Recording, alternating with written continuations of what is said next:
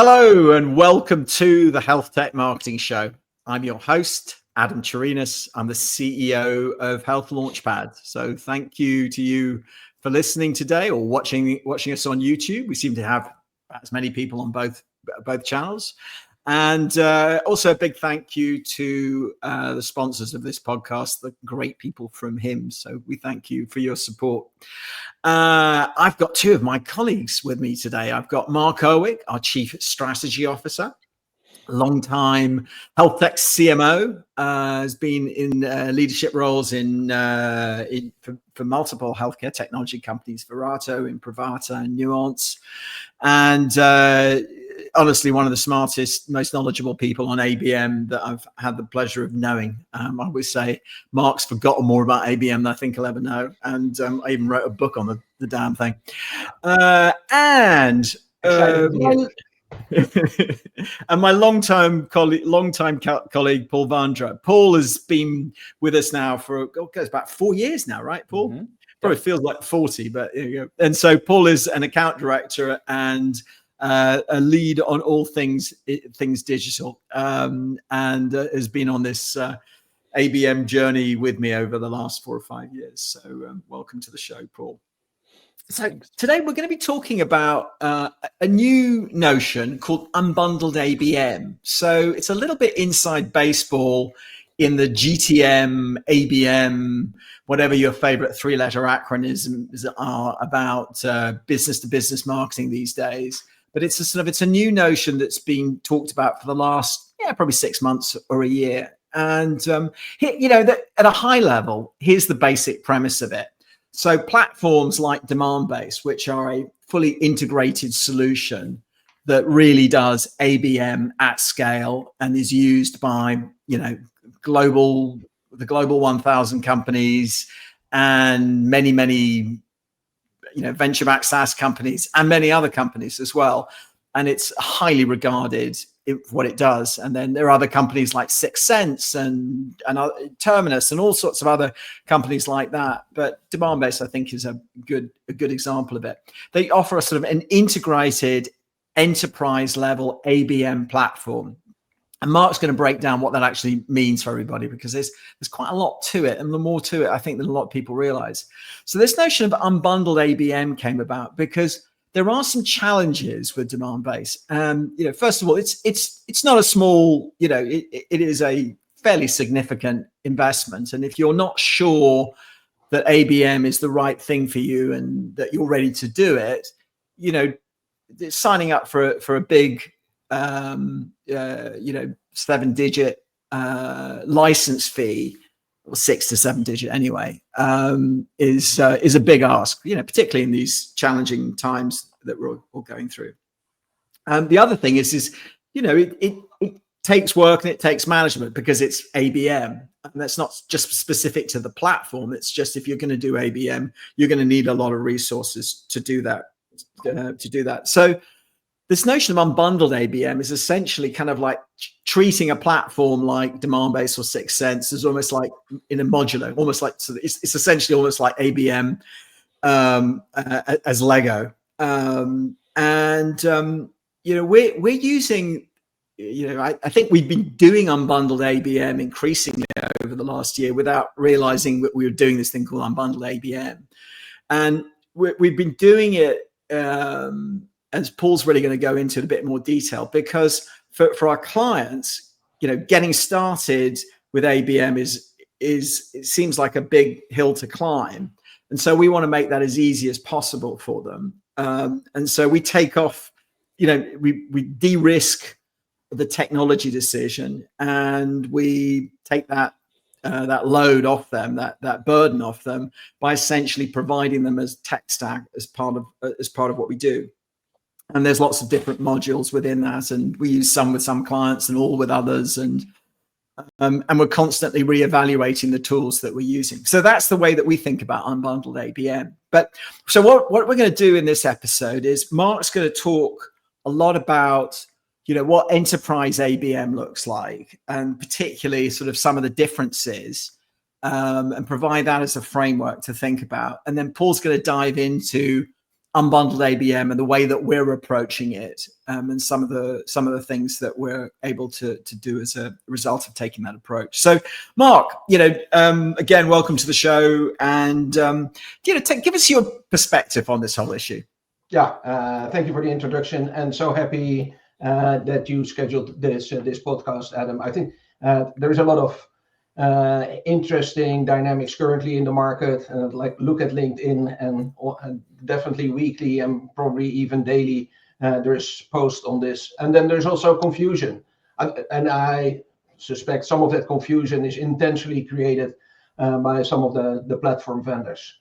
If we take a step back and talk about ABM, and if you're on that, I really see it in towards a journey and a scale rather than in towards fixed pockets. But like on one hand, you have demand gen, somewhere in the middle lives target account marketing, and then at the other end there is account-based marketing.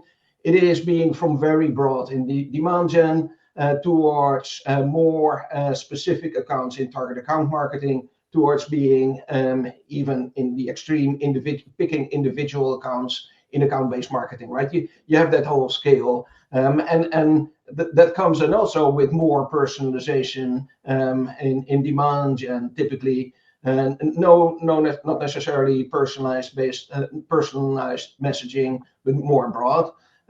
Whereas the more sophisticated you get, the more targeted your messages are towards the audience. And so I think if you ask me, well, what is an ABM platform? I think what has happened is that some of the ABM vendors out there have diluted the value of an ABM platform. Like they claim this is an ABM platform, and then if you like open the hood and look what's in there, it's just intent data, or there is a combination of one or two other technologies that's bundled together, and then they call it ABM. So I think if you're in this stage that you're evaluating a platform, it's really important to think about what are the different things that I want to do and which are really important in my ABM journey. And then we can talk about how do we get there. So if you look towards, well, what is a definition of an ABM platform? It's really specialized software solution that looks towards the execution of account-based strategies.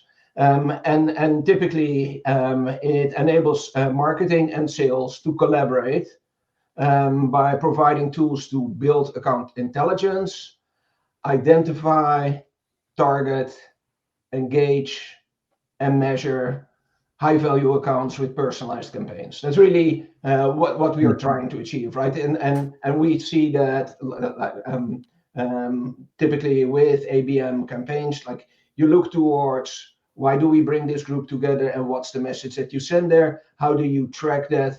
How do you identify the right accounts? And particularly in healthcare, because there's so many different things that you can actually know about the accounts and leverage that information and get that in there. So some of the account-based marketing platforms have a database in there. You can actually do the account selection in there.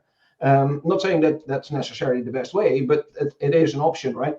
And leveraging all of that information in order to get towards your ICP, or even get from, hey, this is your total available market, narrowing it down towards your ICP, and then looking to leveraging intent data to go out with your campaigns. So let me just for the interest of the listeners, just sort of break it down a bit. So two of the big functions of a system like a Demandbase or a Sixth Sense or something like that is that it allows you to actually select your target account. So you do the strategy work around the ICP offline. You might use some tools in there to actually help you refine that ICP. And then once you've done that, then you would then use a second function, which is third-party intent data. Is that right? That's right. So that's it's a little bit broader, right? Because like typically it becomes a data hub, and you have integration with your marketing automation platform, with your CRM, with maybe even with your corporate email, so it sees what people are responding on. web activity. So it's more than just intent. And then it pulls in other data that some people are doing like manually with another data source, whether that's Definitive or something else, pulling data out there so that you have understanding of your technographics, you have understanding of, hey, this is the revenue bracket. In healthcare, sometimes it's important if it's for-profit or non-for-profit, or is it an academic hospital versus a non-academic hospital? Like that type of information is really relevant. So a third function is the ability to integrate in different data sources, whether that's 100%. first-party intent data from your own website or social channels, or a different source of account data and contact data. Definitive Health being a great example in our market. That's right. Yeah. So, and then if you look towards, well, what is in an ABM platform? I think, and I'm going to give an overview. There's 9 components, so I'll do that slowly. But there's 9 components, right? And I don't necessarily use the nomenclature or the definitions from any of the vendors that are out there. Different vendors offer different components. But if we would sketch this is how an ideal ABM platform would look like. And I think that discussion is really an interesting discussion if you completely ignore, is that in one platform or is that in multiple technologies, right? Because then it becomes more a discussion of how can you do good account-based marketing, which I think is the much more important part. And then once you figure that out, then you can say, okay, here's the technology that can support that. So okay, so you're going to go through the 9. We'll number them off. Number 1 is a marketing intelligence hub. Marketing intelligence hub. And that is really providing the strategic insight for your product marketing team, for your ABM team, to see which accounts are engaging with which campaigns, with what type of content, what are they responding on, looking towards the buyers group. Really important. Hey, we talk so many times about the buyers group, and there is at least these 7 people that need to be part of that are part of the buyers group or the buyers committee, however you want to call it. But what is the coverage? And instantly you want to see that information. What campaigns are performing for which product if you have a multi-product company. So it's all of that marketing intelligence information. Very different than looking towards the marketing analytics, which is the second part, which is looking towards the typical reporting. So number 2 is marketing analytics, yeah? Yes. Yeah.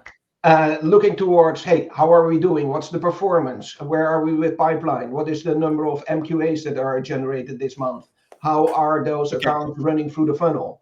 And then you should be able to track that by product, by journey stage. And some are getting more sophisticated than others, looking towards, hey, what's even happening after they become a customer? Is it an additional journey if you have multiple product organization? What's number 3?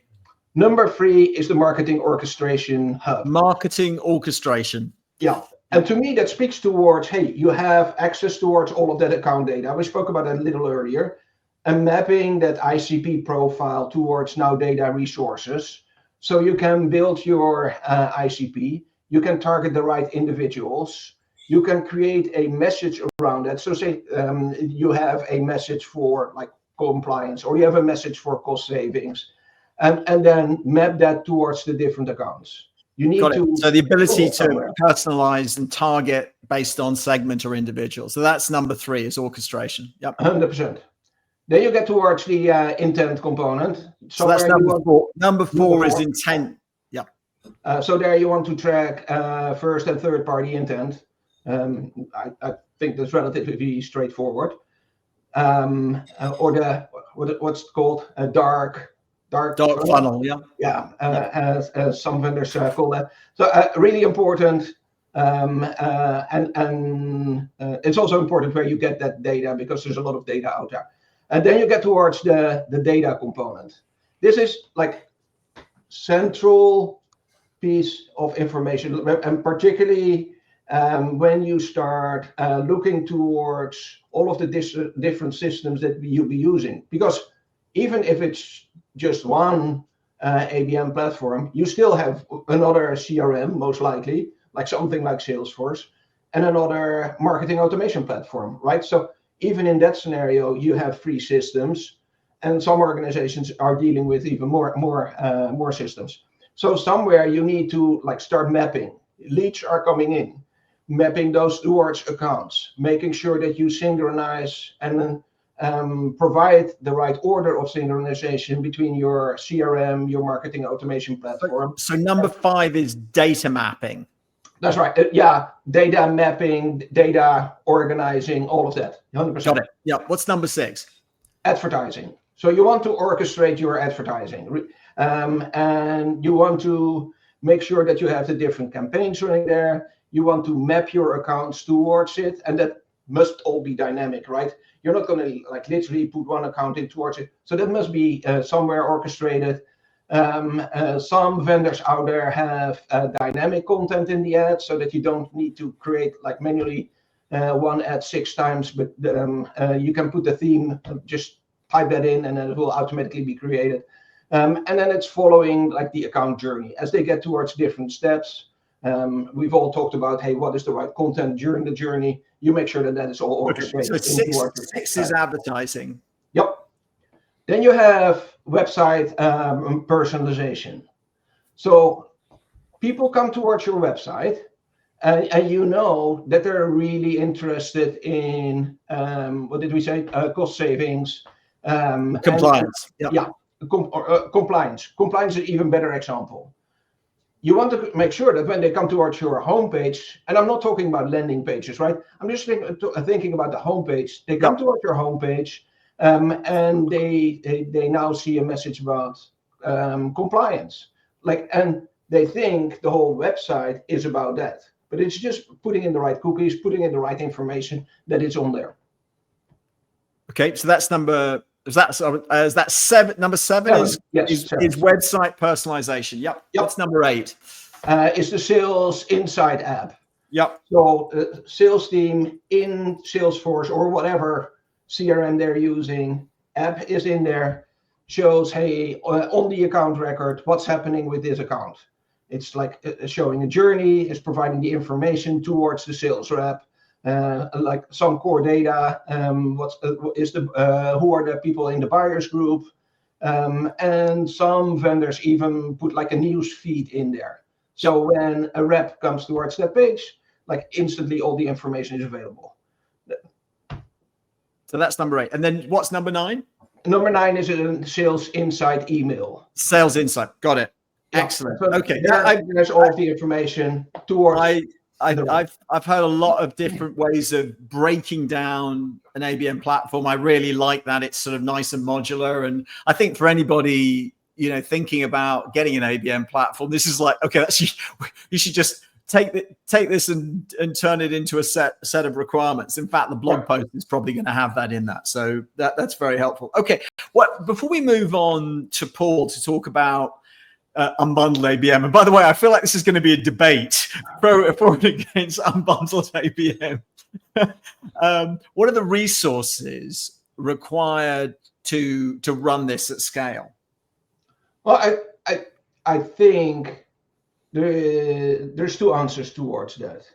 I think if you in your organization think and make the strategic decision to do account-based marketing, you need to have somebody managing it. It can't be that your demand gen person is now doing also ABM and things will run smoothly, unless you're completely transitioning your organizations. And I've seen that as well, where they say, no, we're not. Unless your demand gen person is your ABM person, right? Yeah.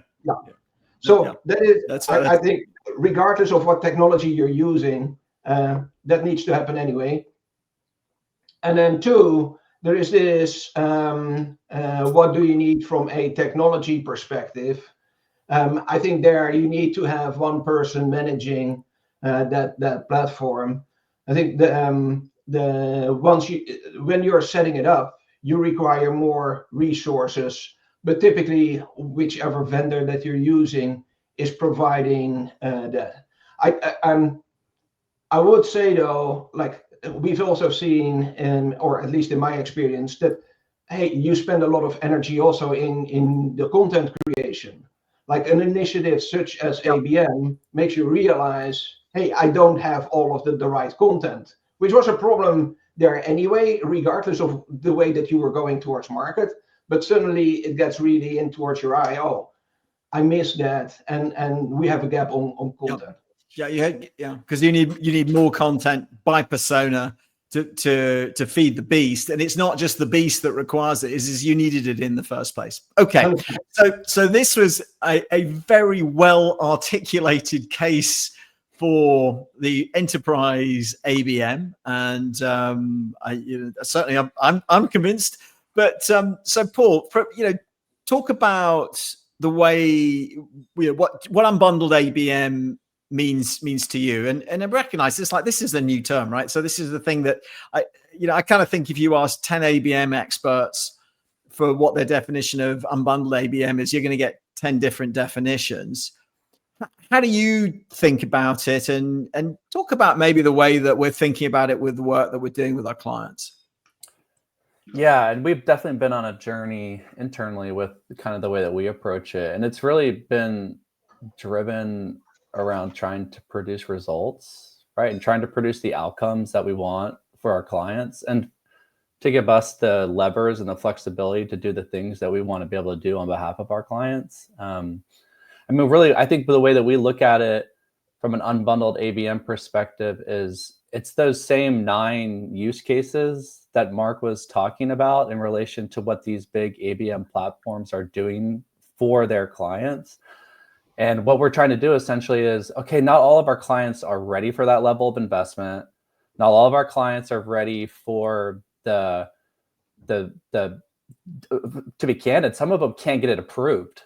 Like technology couldn't get approved. It couldn't get through the systems, the checkpoints. There's a lot of oversight around technology in the healthcare space. And so we have this gap where we have our clients that are wanting to do these 9 things, and we want to do it in their behalf, but we don't have a way to do it unless we can replicate those use cases through other platforms. And so what we kind of looked at was, are there other lighter platforms that can do some of these things for us?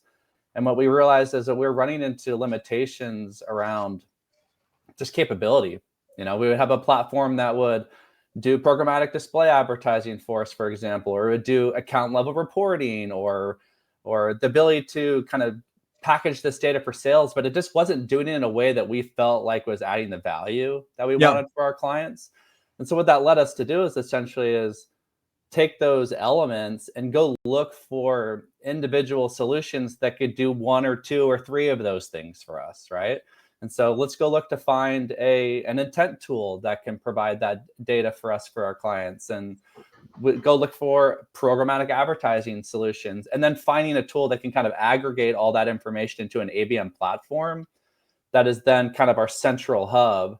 And so that led us to essentially to explore all sorts of different software opportunities, and we're still doing it, right? I don't think this is like a one and done type of project for us. We're looking to see if there's new technology that's emerging. We're looking, obviously, the privacy space is a total moving target, right? And what you can do now to track traffic and with visitors, and it may be different in 6 months, right? Well, yes. And particularly in our case, where we have some clients which are US only, and other clients that are global. And so they've got GDPR becomes much more important. Now, they're all concerned about privacy, and, rightly so, particularly given the industry we're in. But, for some, GDPR is an issue. For others, it's, we're concerned about it, but it's not, it's not a deal killer for us. Yeah. 100%. Yeah. So what ultimately we valued was that flexibility and the ability for us to kind of share, or to carry the burden of kind of the setup, the management, the optimization of these tools. And so when we're coming to our clients, that's really the value that we bring, is the ability to kind of unbundle these elements to build a system of tools that's customized and fit for the business that you are, the stage that you're in, the investment levels that you're at. So we can kind of choose and piecemeal the tools that are going to be the right fit for you specifically. Yeah. And then we have experience with all these tools in a way to be able to optimize them, set them up, and run them on your behalf, so that we can kind of recreate the demand-based experience in a way that's much more approachable, much less risk for you as a company, and still be able to generate real results that are tied to pipeline that's being driven within our target set of accounts, right? Yeah. So I think, again, it's going to be ever moving, ever evolving what those tools look like and the ones that we are using. But we've been able to find some really cool tools like factors and propensity and other tools that we really are seeing have a lot of potential to be able to fit specific needs within this use case. Yeah. I think it's an interesting journey. I mean, you've put a lot of work into it, Paul. I mean, I think, at the end of the year when things quieten down a bit and over the holidays, I think you tried 20, 30 different tools, something like that. I mean, certainly evaluating a lot of emails from LinkedIn reps who are at these various companies. I trying to follow up on my requests. A lot of MarTech SaaS companies connecting with me, like, why are they connecting with me? Why is there something getting so many? Like, oh, okay, Paul's been busy. I see. I also think it's, part of this is AI driven, but there's also some quite interesting innovation going on, particularly like in the sort of contact level de-identification, which we're playing around with. I think we're still a bit feeling that when it comes to healthcare, the verdict's out on some of these tools. They definitely have potential. And I think sort of tools like Vectra and our B2B are doing some really interesting things. But, I think it's that, I don't think we're fully there yet in terms of being able to de-identify, a significant number of health tech buyers. So it's early days. One of the, as we were talking about this in preparation, the sort of the kind of the analogy which popped into my head is this notion of cutting a cable. It's like for years, right? We all had all the TV shows we wanted, and then a whole bunch we didn't really care about. All the TV channels that we wanted, plus the ones we didn't care about, and they were all bundled as part of your cable program. There were different tiers, whether you wanted a sports package or a movie package, and streaming so basically came along and blew that up, and we've all cut the cable. But I think most people seem to be in the situation I'm in, which is you find yourself, you cut the cable because you didn't want to pay for all these things that you didn't use, and you end up subscribing to HBO because you want to watch White Lotus, and Paramount because you want to watch Rogue Heroes and watch the Premier League if you're a Brit like me, and before you know it, you're spending more on all these different individual streaming services than you were with just having cable, and you got it all, and it was convenient. So I do think there's a lot to it. The other thing which was really interesting, a discussion that we had in preparation for this, which is it easier going the unbundled route? But because I think a lot of people are intimidated by platforms like Demandbase, because it's like, well, that's it does all those 9 things that Mark described. That's a bit intimidating. But actually, if you're really serious about doing ABM and you want to do all of those 9 use cases and functions to the best of their ability, if you go out and get all software for all of those 9 different functions, you're going to have to go evaluate 20 different vendors for each one of those 9 functions, then figure out how to knit them together and then run them and add individual licenses. And honestly, you're probably better off, you're most likely better off actually going with an enterprise platform. Yeah, I mean, that's the thing. As someone who's running these campaigns, I got a lot of tabs on my browser, right? I got a lot of different tools that I'm checking in on. I have a lot of different platforms that we're leveraging. Whereas obviously a single tool that you're logging into to kind of manage it all, that sounds pretty great, right? But we've already talked about some of the limitations of getting to that stage, and where we have this familiarity with the tool set that we have, we think we can recreate a lot of that, and kind of take that burden of having to manage it all off, right? Which it can, because when it's in different platforms, it requires you to kind of keep a track of a lot of different things. Yeah. Mark, when you set up your discussion, you described sort of different progress, sort of different evolution of ABM adoption, maybe like a maturity type model? I mean, bring us back to that, because that's it's an important notion. Yeah, 100%. And I'm so glad that you bring that up, Adam. I think for organizations where they have only one product, for instance, the situation is much simpler. If you have only 2 or 5 sales reps, situation is much simpler. Once you get in towards a larger sales organization, and or like you have 5 different products, and or you have like themes that are really important, that they have different messaging, and you have also different campaigns towards it. Very quickly you get towards like, hey, what is the scale of that you want to implement your ABM, and do you get towards a higher level of maturity? And it's really interesting. Like I speak to, whether it's at conferences or at other venues, I speak to peers, and they tell me, I've implemented ABM and it was not successful. And for me, that's always like, hey, this is an interesting trigger point, right? Like, so, okay, what did you implement? And like, typically they implement 1 or 2 things. Sales wasn't even part of it, or certainly not like the 2 components that I mentioned related towards sales, and not only the sales rep, but also the sales manager, whose life becomes a lot easier in this world. And so if you're just at the very early stage, you want to explore that.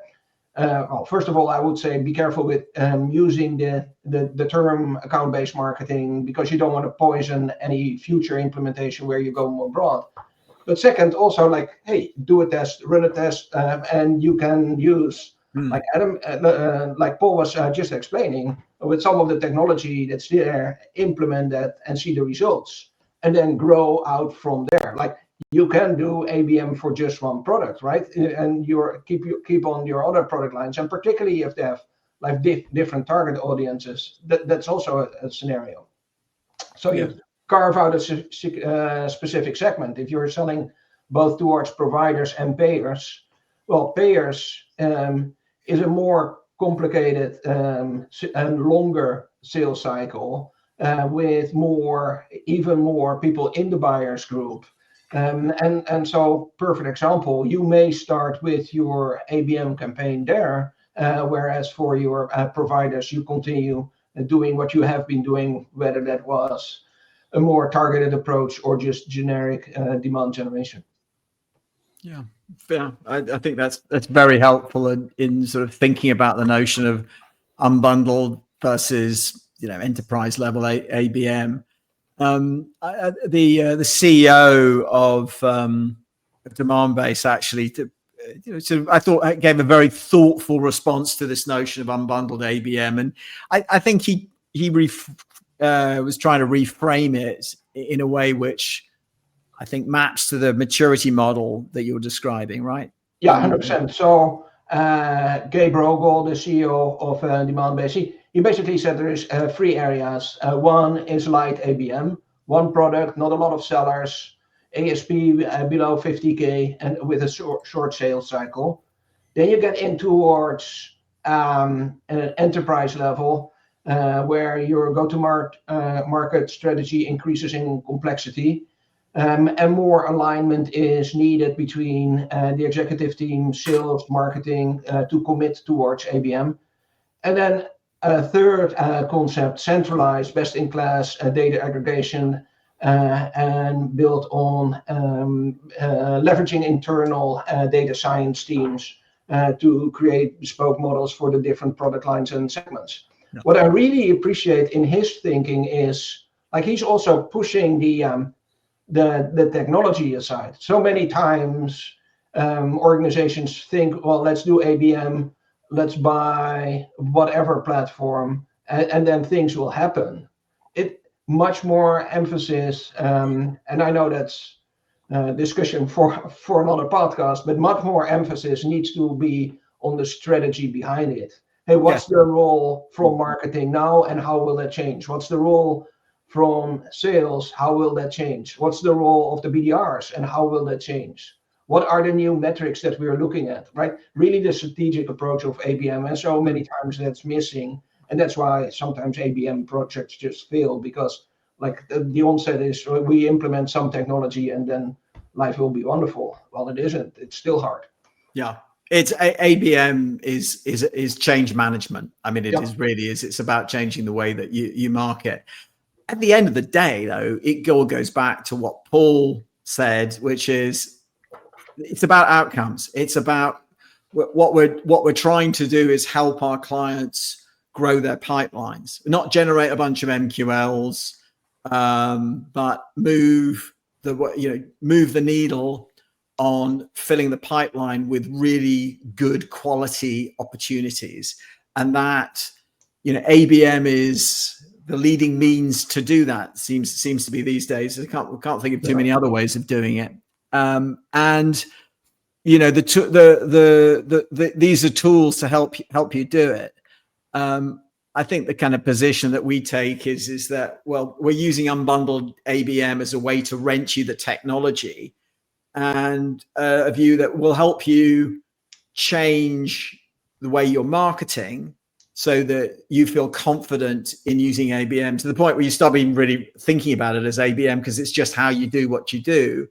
And at that point, you are probably ready to do Demandbase. It was interesting in the previous episode, we had Eric Johnson, one of our clients, talking about how the work we've been doing with him using this unbundled model. And we've used multiple different tools, and it's still on the journey with him.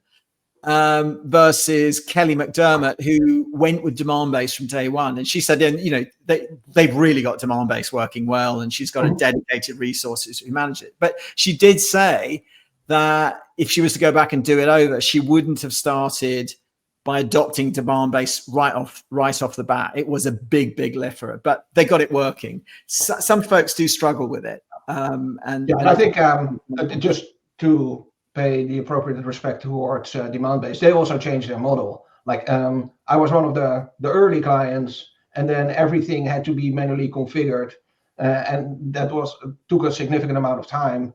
Now they've completely changed their model. Basically, they preset a lot of things. And I'm not trying to sell Demandbase, but just sharing what has happened in the market. You can adopt it towards your situation. So they have clients running up in 3 days. So the whole approach that we had in the past is changed. That's very helpful. I appreciate you saying that. Well, okay. Well, Mark and Paul, thank you. Thank you for sharing and debating this issue with me. And I just for anybody listening out there, if you think, hey, are you interested in kind of talking about this, reach out to me, adam@healthlaunchpad.com, set up a call with Mark and Paul, and we can just kind of talk this through with you. It's not a sales call. It's just an opportunity just to sort of talk it through. And we will share, I'll put the links to a couple of the articles their LinkedIn posts that we reference. One is actually about sort of kind of got it was one of the noisiest posts about Unbundled ABM. I don't know if it was the first or not, but it certainly was one that got traction a few months ago. And then Gabe Rogal's response, which I was very thoughtful. And if you like this post, if you thought it was useful, share it with 2 people and do subscribe, right? You can, if you're listening to this, you can subscribe to this on any of your favorite applications. It's the HealthTech Marketing Show. And you can also watch it. We're on YouTube. Just search for Health Launchpad or the HealthTech Marketing Show, and you will find this episode. So with that, thank you, Mark and Paul. Such a pleasure. Thank you so much. Thanks. And see everybody on the next episode.